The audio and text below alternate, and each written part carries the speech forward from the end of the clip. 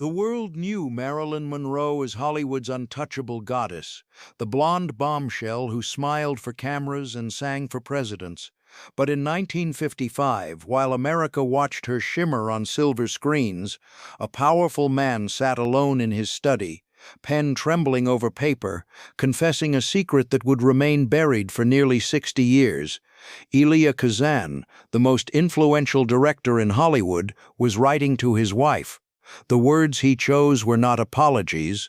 They were a raw, unfiltered admission that would eventually rewrite everything the world thought it knew about Marilyn Monroe. "I am not sorry I did this," he wrote, his handwriting pressing hard into the expensive stationery. He was talking about Marilyn. He was talking about an affair that had consumed him completely, an affair that existed in shadows and stolen moments, protected by studio lawyers and publicists who understood that some truths could destroy empires. The letter sat in an archive for decades, waiting, and when it finally emerged, it didn't just reveal a hidden romance. It exposed the machinery of deception that kept Hollywood's biggest stars locked in carefully constructed fantasies, even as their real lives burned in private. If you want to discover more untold stories from Hollywood's golden age, please subscribe to our channel. The truth is always more fascinating than the fantasy. Elia Kazan was not just another director in 1955 Hollywood. He was the kingmaker who had given Marlon Brando his breakthrough in A Streetcar Named Desire, shaped James Dean's career, and won 2 Academy Awards before he turned 50. Studio executives treated him with respect and fear. He was married to Molly Day Thacker, a playwright who had stood by him through his controversial testimony before the House Un-American Activities Committee. In February of 1955, Kazan began writing her a letter that would change how history remembered Marilyn Monroe. The affair with Marilyn had started quietly. Kazan saw something in Marilyn that most people missed, something beneath the carefully constructed image of the giggling blonde. He saw intelligence, hunger, desperation to be taken seriously as an artist. Marilyn had come to him seeking guidance, wanting to study at the actor's studio, wanting to escape roles that required nothing more than her physical presence. But somewhere in those conversations, the professional relationship became personal. The mentorship became intimacy. What made the Kazan-Monroe affair remarkable was not that it happened, but that it remained completely hidden during an era when Marilyn Monroe was the most photographed woman in America. Every aspect of her life was scrutinized by gossip columnists and studio publicists. She couldn't walk down a street without photographers materializing. Yet somehow her relationship with one of Hollywood's most powerful directors remained invisible. This wasn't an accident. This was the studio system working exactly as designed. In 1955, the major studios still controlled Hollywood with an iron grip. Each studio had a publicity department staffed with dozens of people whose job was managing the public image of their stars. They planted stories in friendly newspapers, killed unfavorable coverage before it could be printed, and maintained relationships with gossip columnists based on mutual benefit. Hedda Hopper and Luella Parsons, the 2 most powerful gossip columnists in America, understood this system perfectly. They traded in secrets, but only the secrets the studios wanted revealed. But there was something else protecting the Kazan-Monroe relationship. Kazan himself was too powerful to be handled like an ordinary affair. He wasn't a contract player who could be controlled with threats about future roles. The studios needed him more than he needed them. If Kazan wanted privacy, he got privacy. Lawyers made sure it stayed secret, publicists redirected attention elsewhere, and anyone who might talk found themselves suddenly unemployed. The affair existed in a protected bubble, visible only to a small circle of people who understood that revealing it would damage their own careers. The letter Kazan wrote to his wife in February 1955 was never meant to be read by anyone else. It was a private confession, an attempt to be honest with the woman who had been his partner for over 2 decades. The exact contents remained unknown for nearly 60 years, locked away in Kazan's personal papers. But enough fragments have emerged through biographies and film historians to understand what that letter represented. It was an admission of infidelity, but it was more than that. It was Kazan acknowledging that his relationship with Marilyn had been meaningful, that it had affected him deeply, and that he refused to dismiss it as a simple mistake. The most striking aspect of Kazan's confession was his refusal to apologize. In the culture of 1950s America, admissions of affairs were supposed to follow a script. The guilty party was supposed to express remorse, promise it would never happen again, frame the incident as a temporary lapse. But Kazan didn't follow the script. He told his wife that he had fallen for Marilyn Monroe, that the relationship had been genuine and intense, and that he was not sorry it had happened. This wasn't defiance for its own sake. It was honesty taken to an almost brutal extreme, a recognition that pretending otherwise would be a deeper betrayal than the affair itself. To understand why Kazan's confession was so significant, you have to understand who Marilyn Monroe actually was in 1955. The world saw her as the ultimate sex symbol, the blonde goddess who embodied every male fantasy. She played characters who were beautiful and available, women who existed primarily to be desired by men. Studio executives loved her because she sold tickets, but very few people saw her as a serious actress or a complex human being. Marilyn Monroe, born Norma Jean Mortensen, had grown up in foster homes and orphanages in Los Angeles, never knowing stability or unconditional love. Her mother had been institutionalized with mental illness when Marilyn was a child. She never knew her father. By the time she was 16, she was married to escape the foster care system. Her early career consisted of small roles and modeling work, including nude calendar photographs that would later nearly derail her stardom. She worked hard, studied acting, and slowly built her way up through the studio system. But the roles she got were always the same: the beautiful girl who wasn't quite smart enough to be threatening. By 1954, Marilyn was one of the biggest stars in Hollywood, but she was deeply unhappy with the roles she was being offered. She wanted to be taken seriously as an actress. She wanted respect from directors and critics who dismissed her as nothing more than a manufactured blonde bombshell. That's when she made a decision that shocked the industry. She walked away from her contract with 20th Century Fox, moved to New York, and began studying at the Actors Studio under Lee Strasberg.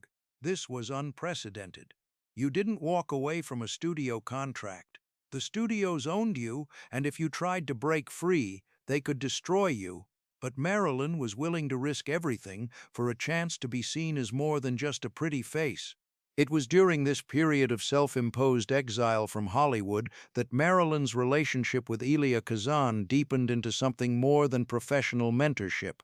Kazan was one of the founders of the Actors Studio, the legendary workshop where Marlon Brando, James Dean, and Montgomery Clift had developed the method acting technique. Marilyn had been attending classes there, working with Lee Strasberg, pushing herself to develop skills that her Hollywood roles had never required. She was serious about the work, showing up on time, preparing thoroughly, willing to be vulnerable and look foolish in front of other actors. The people at the Actors Studio began to see her differently. Kazan watched this transformation up close. He saw her struggle with complicated scenes, saw her frustration when she couldn't get something right, recognized her hunger to be more than what Hollywood had made her. In his autobiography, written decades later, Kazan described Marilyn as one of the most naturally talented actresses he had ever worked with. But he also saw her fragility, her desperate need for approval, her tendency to seek validation through relationships with powerful men.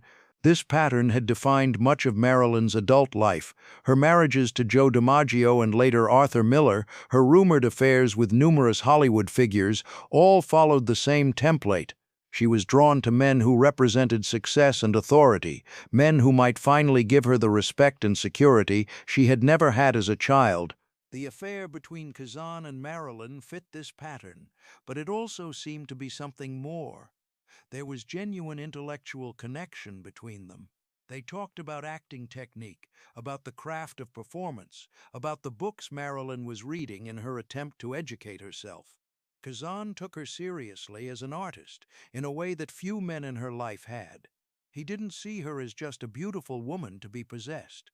He saw potential, raw talent that could be shaped and developed. For Marilyn, this kind of attention was intoxicating.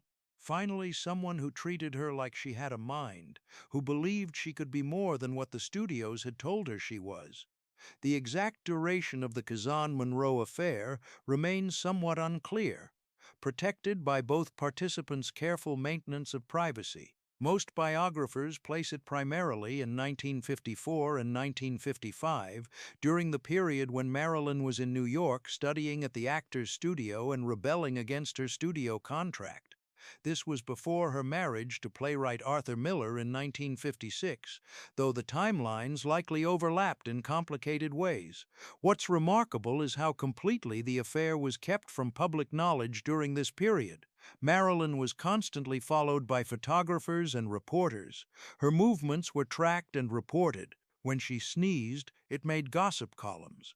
Yet somehow her relationship with one of Hollywood's most famous directors remained invisible. Part of this was timing. The affair happened during her New York period, when she was physically away from the Hollywood publicity machine. New York offered more anonymity than Los Angeles, more places to meet privately, more protection from the constant surveillance that defined celebrity life on the West Coast. Kazan also knew how to move through the city without attracting attention. He was famous within the entertainment industry, but not necessarily recognizable to the general public. But the secrecy was also maintained through more deliberate means. Studio publicists, even though Marilyn was technically in breach of her contract, still had an interest in protecting her image. A scandal involving an affair with a married director would damage her marketability. Lawyers made sure that anyone who might talk signed confidentiality agreements. Journalists who got hints of the story were quietly warned off. The machinery of Hollywood protection extended even to stars who had temporarily stepped away from the system. The Kazan-Monroe relationship was far from unique in 1950s Hollywood. Affairs between directors and actresses, between powerful men and the women whose careers they could make or break, were standard operating procedure. The system practically encouraged these relationships. Directors had complete control on set. An actress who pleased a director could expect better roles, more favorable treatment, protection from studio executives. An actress who refused a director's advances might find herself fired from projects, quietly blacklisted through whisper campaigns. This wasn't random harassment, it was systematic, built into the power structure of Hollywood. The moguls who ran the major studios had created an empire based on absolute control of their contract players. Actors and actresses signed 7-year contracts that gave the studios power over every aspect of their professional and personal lives. The studio decided which films you appeared in, which publicity events you attended, who you were allowed to date or marry. If you violated the morality clauses in your contract, the studio could fire you and ensure you never worked in Hollywood again. Marilyn Monroe had navigated this system since she was a teenager trying to break into movies. Her early career was filled with uncomfortable encounters with casting directors and producers who made it clear that sexual favors were part of the price of opportunity. She had learned to use her sexuality strategically, to give powerful men what they wanted while trying to advance her own career. But there was always a cost. Each compromise took something from her, reinforced the idea that her value lay primarily in her physical appearance rather than her talent. By the time she met Kazan, she had been playing this game for nearly a decade. The affair with Kazan seemed different to her. He treated her like an artist, talked to her about serious subjects, saw potential in her beyond the blonde bombshell image. But even this relationship existed within the power dynamics that defined Hollywood. For nearly 60 years after it was written, Kazan's confession letter remained locked away in his personal papers, protected by privacy agreements and archival protocols. Kazan died in 2003 at the age of 94, having lived long enough to see his place in film history secured. His decision to name names before the House Un-American Activities Committee remained contentious, but his films were considered masterpieces of American cinema. His personal life remained mostly private, glimpsed only through his autobiography. After his death, Kazan's papers were gradually processed and made available to researchers through the Wesleyan Cinema Archives at Wesleyan University in Connecticut.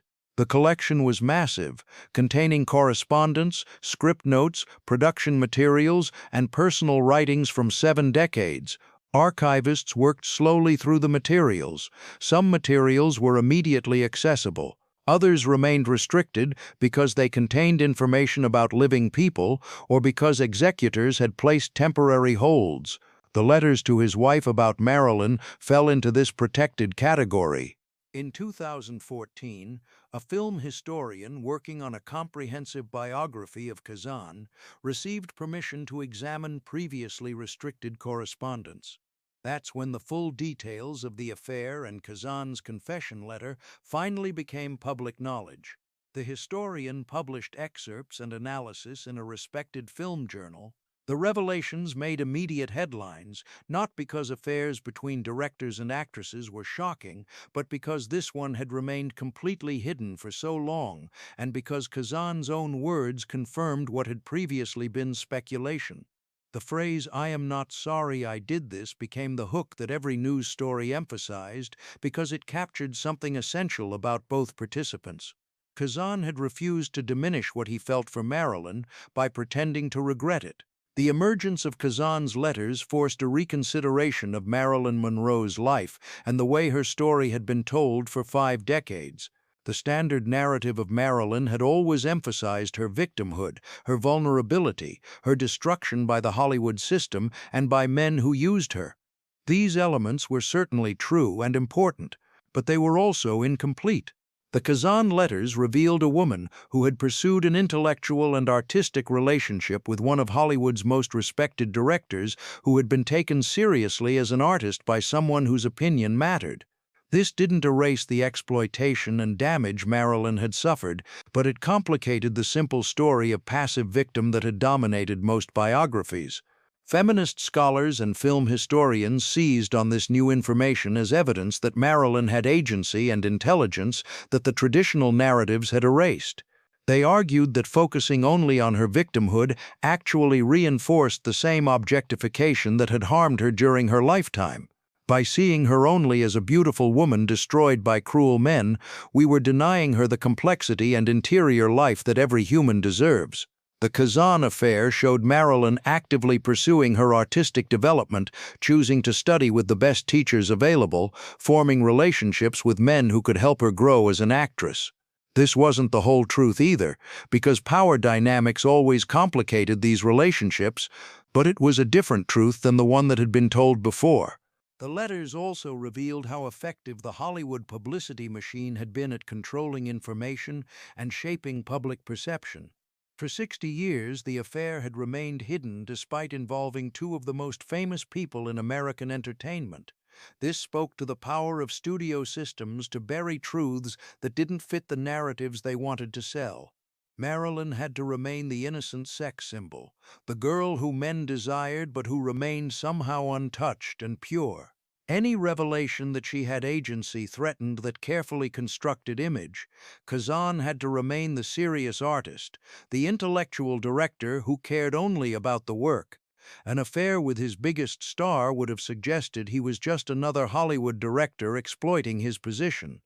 So the truth was suppressed. By the time Kazan wrote his confession letter in February 1955, his relationship with Marilyn was already transitioning into something less intense. Marilyn would soon return to Hollywood, having negotiated a new contract with 20th Century Fox that gave her more control.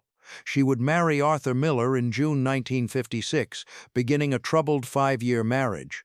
The relationship with Kazan would continue in some form, complicated by their professional connections. But the intensity of the affair was passing.